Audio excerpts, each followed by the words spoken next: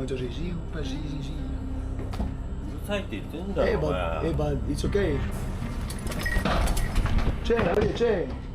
Date quieto ya, Dios. Arriba un poco, tío. Hey, stop, bro. Don't touch me, bro.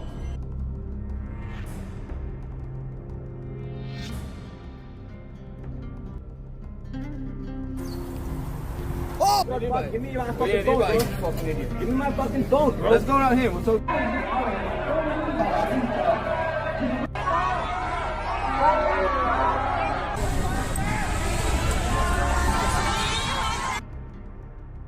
En los últimos meses, Japón ha vivido una transformación profunda y nada positiva. En las calles crecen las protestas de japoneses que se quejan del turismo masivo y de la inmigración. Muchos afirman que los extranjeros traen problemas, desde pequeños inconvenientes de la vida cotidiana hasta delitos y situaciones que afectan la vida de los residentes locales. Por supuesto, no se puede generalizar. No todos los extranjeros causan conflictos, pero hay tantos casos que verlos repetirse está cambiando la forma en que los japoneses perciben el contacto con el mundo exterior y con la gente de fuera. El país que durante décadas se presentó como receptivo, tradicional y hospitalario, ahora debate los límites del turismo e incluso de la inmigración. Movimientos políticos e incluso nuevos partidos han surgido con este discurso. Y este cambio puede estar marcando el fin de Japón tal como lo conocemos. Hoy vamos a entender cómo Japón llegó hasta aquí, porque tal vez esté a punto de cerrarse nuevamente al mundo y qué está causando todo esto. それをね、世界に見せるんですよ。日本人はまだやれるぞって示しましょうよ。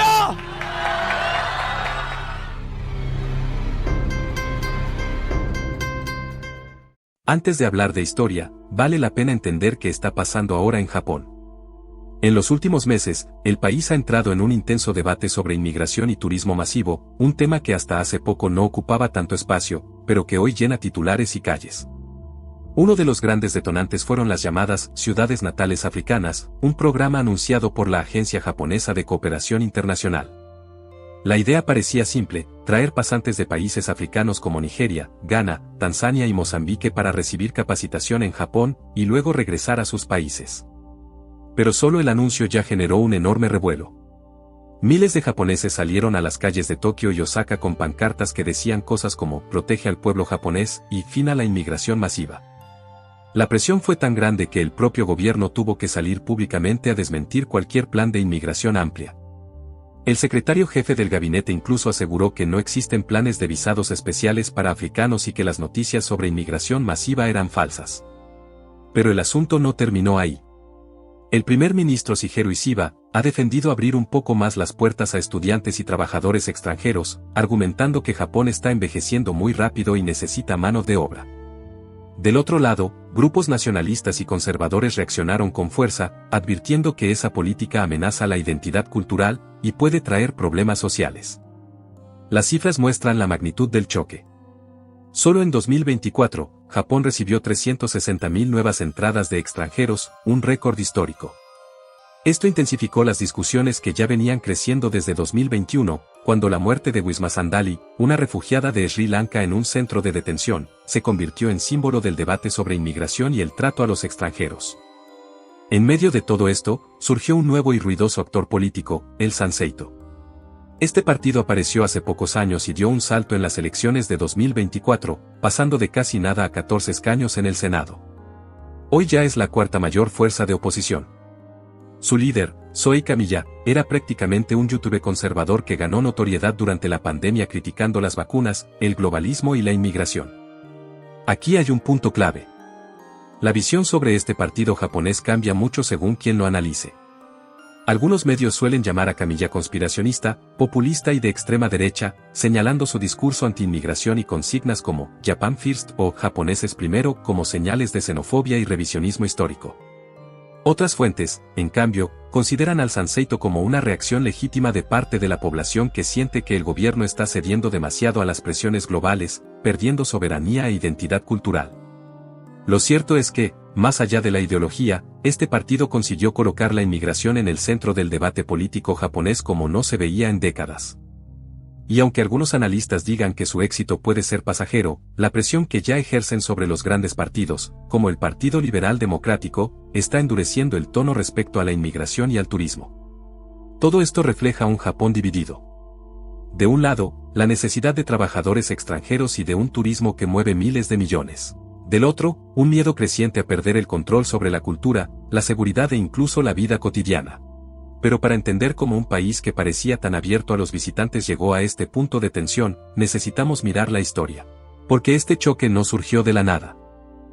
Este clima de rechazo, de protestas e incluso de nuevos partidos con el discurso de Japan First, es resultado de una serie de acontecimientos históricos.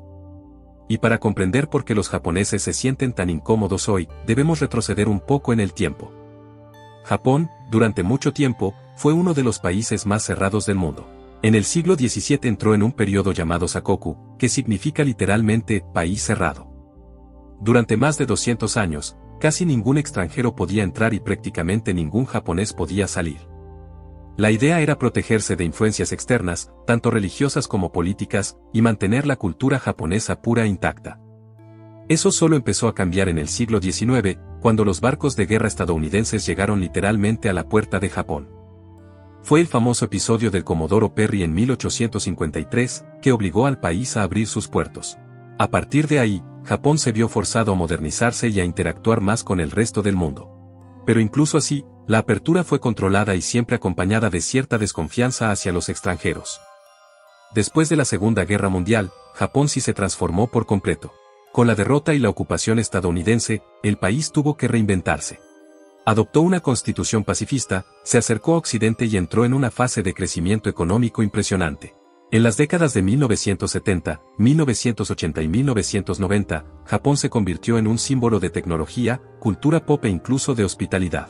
Es fácil sentir hoy la nostalgia del city pop japonés. Era una época en la que todos querían visitar Tokio, conocer templos antiguos y sumergirse en los animes y videojuegos que estaban conquistando al mundo entero. Japón ganó fama de ser un país receptivo y, al mismo tiempo, moderno. Eso creó una imagen internacional muy positiva, casi como si fuera un paraíso cultural abierto para que el mundo entero lo visitara y lo admirara. Pero esa imagen ideal tenía un matiz: Japón seguía siendo muy selectivo con los extranjeros que querían quedarse a vivir en el país. El turismo era muy bien recibido, pero la inmigración no tanto. Japón se convirtió en la fábrica del mundo, exportaba Toyotas, Walkmans, videojuegos, animes, pero casi no importaba gente. Ese equilibrio funcionó durante algunas décadas, pero terminó siendo uno de los factores que alimentaron la crisis que vemos hoy. Nadie entonces podía imaginar lo que estaba por venir. La puerta entreabierta de la inmigración para salvar la economía. Uno de los primeros síntomas apareció alrededor de 2010, cuando Japón empezó literalmente a perder población.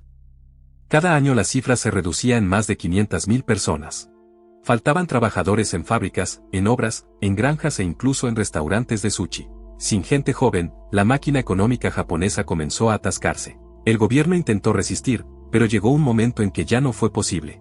En 2019 creó un nuevo visado, el Specified Skilled Worker, que en japonés se llama Tokuteijin, para atraer mano de obra extranjera en sectores críticos como la construcción, la agricultura y el cuidado de ancianos.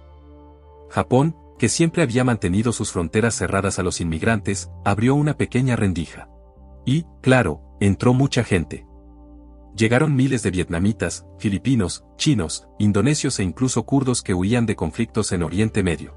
Las fábricas que estaban a punto de paralizarse recuperaron oxígeno y, al mismo tiempo, el turismo explotó en el país, especialmente después de la pandemia. En 2024, más de 30 millones de turistas invadieron el archipiélago, rompiendo todos los récords históricos. El problema es que Japón abrió la puerta sin pensar en cómo recibir a todas esas personas. La mayoría de esos trabajadores extranjeros terminó en empleos muy duros, mal pagados, con pocas posibilidades de progresar o incluso de integrarse en la sociedad. Muchos turistas empezaron a ser vistos como invasores ruidosos que no respetan las normas y saturan las ciudades. La imagen de hospitalidad comenzó a resquebrajarse.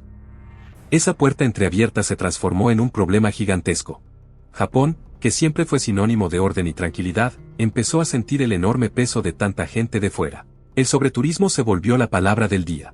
Kioto, antes conocida por el silencio de sus templos y sus calles encantadoras, se llenó de multitudes sacando selfies en medio del paso, empujando a los vecinos, dejando basura en las calles y elevando los precios de todo. En el monte Fuji se formaban filas kilométricas solo para sacar una foto. Incluso tuvieron que colocar una puerta de control y cobrar una tasa de entrada para contener a la multitud. lugares que antes vivían del turismo comenzaron a odiarlo. La inmigración también empezó a pesar. La promesa de mano de obra para salvar la economía vino acompañada de historias que asustaron a los japoneses, casos de robos y hurtos cometidos por grupos de extranjeros, algunos incluso transmitidos en vivo por streamers en busca de atención.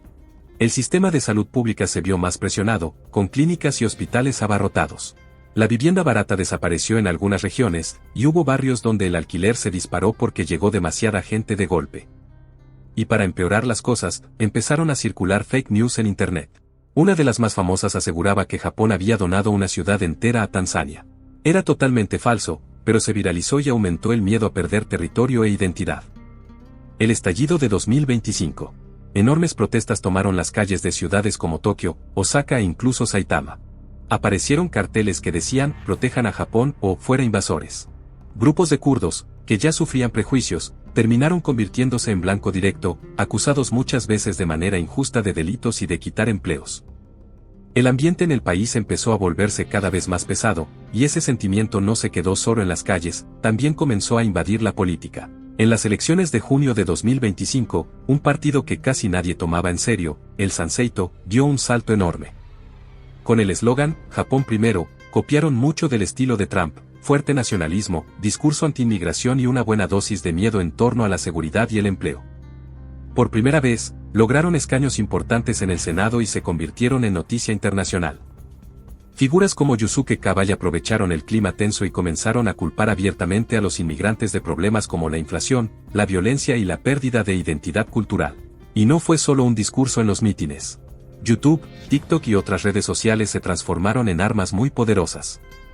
Videos virales, memes que inflamaban odio e influencers transmitiendo en vivo contra extranjeros ayudaron a difundir la idea de que Japón estaba siendo invadido.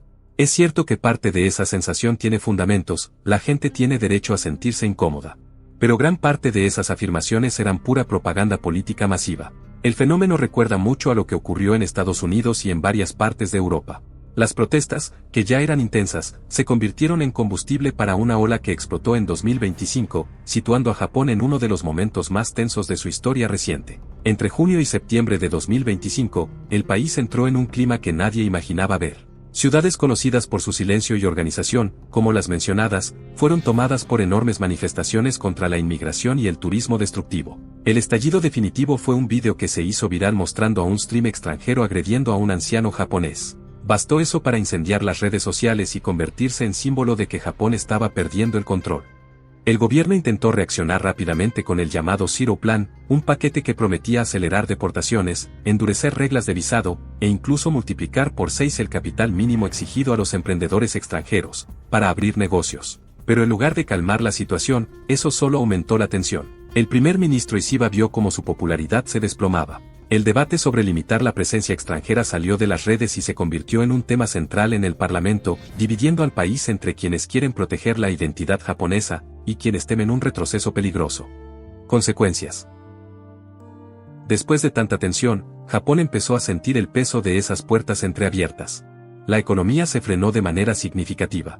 Las fábricas se quejan de la falta de mano de obra, pero los residentes locales respiran aliviados con menos presión sobre la vivienda y los servicios públicos. El gobierno endureció todavía más las reglas, intentando al máximo deportar a quienes estuvieran en situación irregular. La xenofobia en el país también aumentó, y el debate sobre la identidad nacional se convirtió en tema cotidiano. Pero aquí hay un detalle clave, Japón todavía depende de los extranjeros. Sin trabajadores en sectores estratégicos, el país corre el riesgo de estancarse por completo. ¿Será este el fin de una era abierta o más bien un periodo de adaptación, en el que Japón intenta equilibrar seguridad, economía e identidad? Lo que estamos viendo es un país en el límite entre cerrarse o adaptarse, buscando proteger su identidad sin asfixiar el crecimiento. Es un escenario muy difícil, pero muestra cómo las decisiones históricas y económicas tienen efectos que se sienten a lo largo de generaciones. El Japón que conocíamos, con turismo tranquilo, calles organizadas, sushi y cultura pop, está cambiando poco a poco delante de nuestros ojos. La pregunta es, ¿esta crisis llevará al fin del Japón abierto? ¿O dará lugar a un nuevo modelo más equilibrado y menos peligroso? Todavía no tenemos respuesta. Todo esto es muy reciente y está ocurriendo en tiempo real. Vamos a descubrir más cosas en breve. Déjame en los comentarios lo que piensas sobre todo esto. ¿Cuál crees que es la solución para Japón en este momento? Muchas gracias por ver este video hasta aquí. Voy a seguir conversando con ustedes en los comentarios, y nos vemos en este otro video que aparece ahora en tu pantalla.